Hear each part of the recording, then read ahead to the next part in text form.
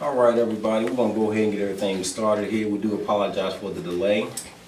All the poets are either in the building or en route.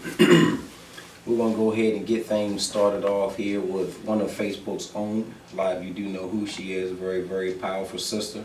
I've seen her live several times. She puts down every single time. So I'm going to turn the mic over right now to the authoress, Defyne. The stage is yours. Okay, first let me give you a little background of this piece and why I chose this piece to be my opening piece. I wrote this about 4 years ago, and I had no idea as to what the words really meant. I wrote it because it was just what was on my heart at this time, and later in the segment when I explain the things that I've been doing since this poem is the reason why I chose this. So this poem is called Shattered Dreams to Blessings.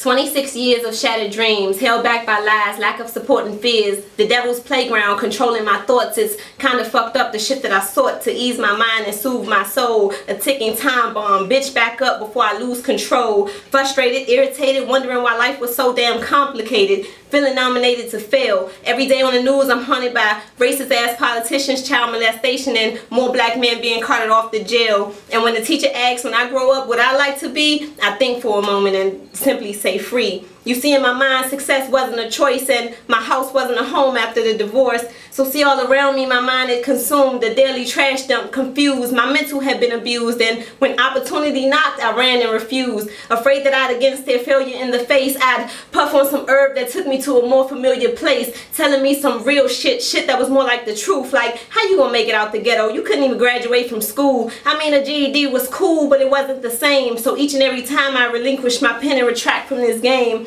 Now don't get me wrong, I was always taught no sir and yes ma'am, but over the years became plagued with nah I mean and nah I'm saying, not knowing all along it was all a part of God's plan. I mean, I had to take the bitter with the sweet. Now I was equipped with knowledge from his books, school books, and the streets, and I do it all again just to find myself and surround myself with the blue, black, and red ink of a pen. A powerful thing to be touched by God, where the words that I speak and write are an inspirational song. Now I started this poem 26 years of shattered dreams, but it all ends today. I stand before you looking fear not sideways but directly in the face. As I hold tight to my pen, blessed by God, I'm prepared to take my blessing to a whole nother level. The end. Oh yeah, oh yeah.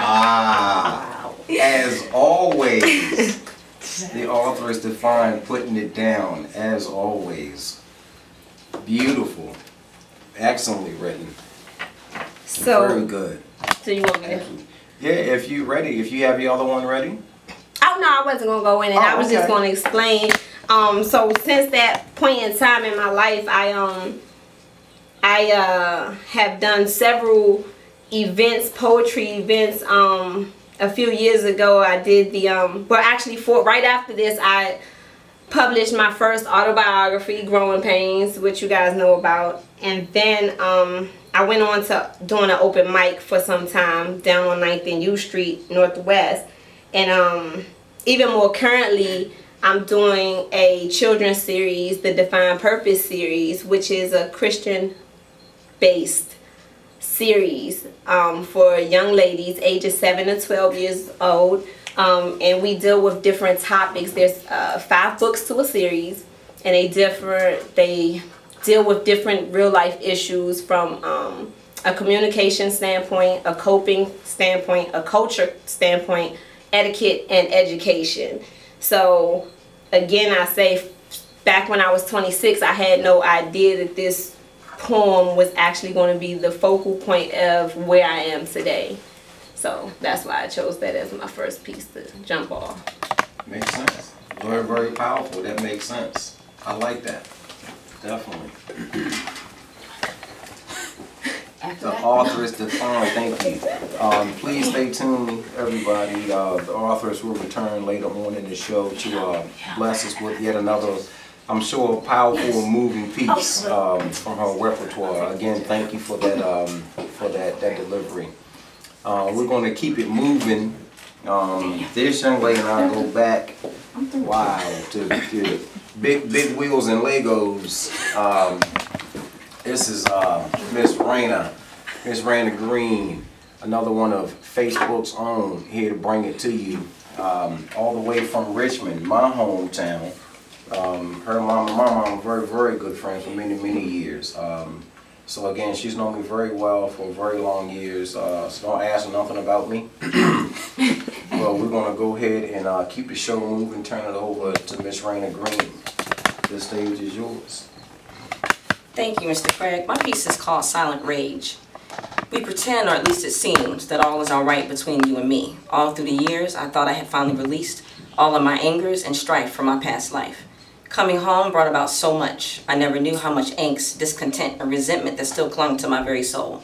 My core being and almost sustaining every breath of offensive and defensive means. One minute I'm here to please, and the next I'm enraged for ignoring my true repression, and enraged for allowing the past to continue to have progression. I have a voice, yet I allow it to go unheard. I have a dream, yet I allowed it to be minimalized by another's need to be. I have a heart, yet I allowed it to contain and nurture ridicule. I would never fit your definition of perfection, at least not in your lifetime of spiritual deception.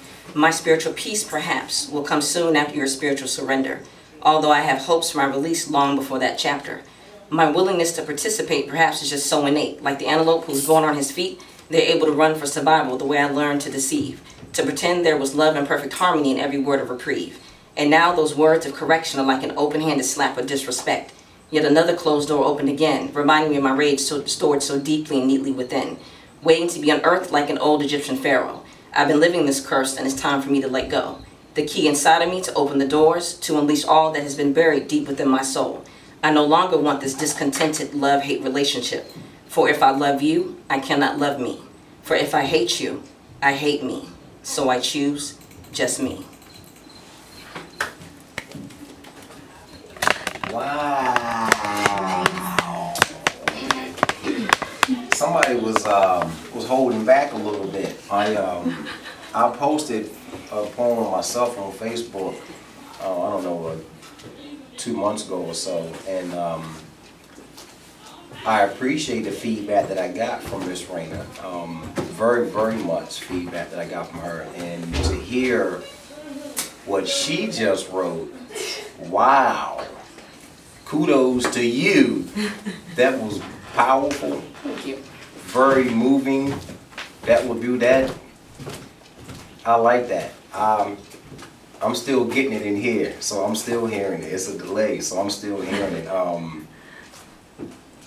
That was moving. I'm at a loss of words. I like that. I like that very much. Is there anything else that you want to speak about on that piece, or that was deep? Well, I'm not going to be as eloquent as Miss Erica, but make it short and sweet. My piece pretty much is just, I think just what people deal with, as she said in her piece, just 26 years of kind of repressed feelings, and she's kind of getting it out on paper, and she's glad that she has that pen to try to help express that and to how to, try to release that.